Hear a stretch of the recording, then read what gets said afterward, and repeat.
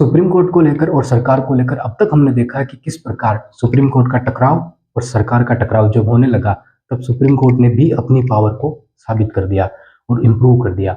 जब सरकारों की बात आई, जब तक सरकारें बहुमत में रही, तब तक सुप्रीम कोर्ट पर काफ़ी दबाव रहा, काफ़ी प्रेशर उनके ऊपर रहा, क्योंकि जनता का दबाव काफ़ी बड़ा होता है। और जब लगातार चुनाव जीतती रही सरकारें और बहुमत में आती रही, तो सुप्रीम कोर्ट को भी एहसास था कि लोग इनको क्यों चुन रहे हैं, इसीलिए चुन रहे हैं कि अच्छा काम कर रहे हैं। तो यहाँ पे सुप्रीम कोर्ट के ऊपर भी दबाव आ जाता है, और कोई कोर्ट कितनी भी वो हो, ऐसा फैसला नहीं सुना सकती है वो कि जिससे जनता के खिलाफ वो फैसला चला जाए। तो जब तक सरकारें बहुमत में आती रही, सुप्रीम कोर्ट अपने फैसलों में ढील देता रहा।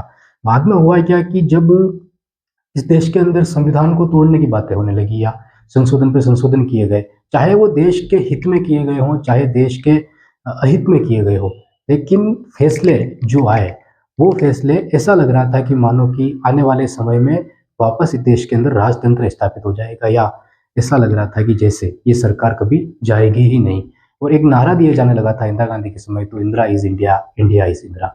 जो बातें जब चलने लगी, और एक बात और कही गई कि अगर इंदिरा चुनाव हार सकती है तो कोई भी चुनाव हार सकता है। ऐसी जब बातें होने लगी, तो सुप्रीम कोर्ट को भी लगने लगा कि ये मौका है, यहाँ पे हम हमारी पावर को स्थापित कर सकते हैं और ये कह सकते हैं कि हम भी, जब सरकार कोई गलत डिसीजन लेगी तो सुप्रीम कोर्ट भी अपना डिसीजन ले सकती है। और सुप्रीम कोर्ट ने 1971 के अंदर मूल ढांचा सिद्धांत लेकर आए। हम बात कर रहे हैं सुप्रीम कोर्ट के और सरकार के बीच में हुए टकरावों को लेकर। आप सभी को पता है कि, और हमने देखा है कि शुरुआत के अंदर राष्ट्रपतियों के द्वारा इस देश के अंदर जजों की नियुक्ति की जाती थी। पहले शुरुआत में जब संविधान इस देश में लागू होता है, राष्ट्रपति के द्वारा नियुक्ति की जाती थी, मतलब कि मंत्रिपरिषद और जो प्रधानमंत्री होते थे उनके द्वारा एक पैनल चुन लिया जाता था, और वही पैनल बाद में सुप्रीम कोर्ट के जज बन जाते थे, और ये चल रहा था। लेकिन 1971 में मूल ढांचा आने के बाद, और जो 3 केस हमने पिछली क्लास में देखे थे, उन 3 केसों में आपको पता चल गया है कि किस प्रकार सुप्रीम कोर्ट ने कोलेजियम सिस्टम हमारे सामने ला के रख दिया। और जो सरकारें पहले जजों की नियुक्ति कर रही थी, उन्हीं सरकारों का हस्तक्षेप शून्य कर दिया गया, जीरो कर दिया गया। अब सरकार यहाँ पे चुप थोड़ी बैठने वाली है। वो सरकार हो सकता है कि चुप बैठ जाए, लेकिन आने वाले समय में सरकार इसके खिलाफ एक कानून लेके आने वाली थी।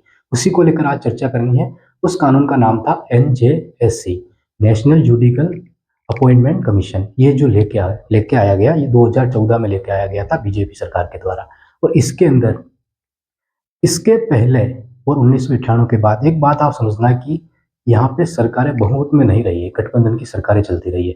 और गठबंधन की जो सरकारें चल रही थी, तो किसी सरकार में हिम्मत नहीं थी कि वो सुप्रीम कोर्ट से टक्कर मोल ले ले, क्योंकि ऐसी स्थिति में वो सरकारें टिक नहीं पाती है। क्योंकि काफ़ी सारे, जब गठबंधन एक साथ मिलकर, जब पार्टियां एक साथ मिलकर चलती है और सुप्रीम कोर्ट का डिसीजन आए, तो कोई ना कोई पार्टी नाराज हो जाती है, और जब कोई पार्टी नाराज हो जाती है तो पूरी सरकार टूटने के कगार पे आ जाती है। तो इस कारण, लेकिन 2014 के अंदर बीजेपी सरकार काफ़ी भारी बहुमत से वो जीत के आई, और सरकार को उसी वक्त लग गया कि ये मौका अच्छा है सुप्रीम कोर्ट पे दबाव बनाने का।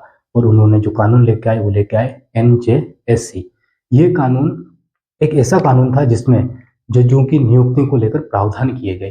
13 अगस्त को और 14 अगस्त को इस कानून को लोकसभा में भी पास करा दिया गया और राज्यसभा में भी पास करा दिया गया। 31 दिसंबर 2014 को राष्ट्रपति के द्वारा इसके लिए मंजूरी भी ले ली गई, और इस कानून को पूरी तरीके पारित कर दिया गया।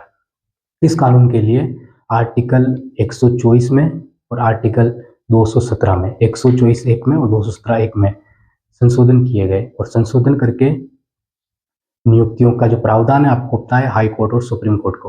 और 366 एक आर्टिकल बनाया गया, उस आर्टिकल में डेफिनेशन दी गई, परिभाषाएं दी गई इसको लेकर। यहाँ पे सरकार ने सीधे तर्क दिए NJSC को लेकर, कि उन्होंने कहा कि अगर कोलेजियम सिस्टम के द्वारा ही जजों की नियुक्ति हो रही है, तो ये तो एक भाई भतीजावाद है। दूसरा तर्क उन्होंने दिया कि अगर कोलेजियम सिस्टम के द्वारा ही नियुक्ति हो रही है, तो ये तो ऐसी नियुक्ति है जो एक कमरे में बैठकर कुछ जज फैसला ले रहे हैं कि आगे आने वाले समय में कौन जज बनेंगे।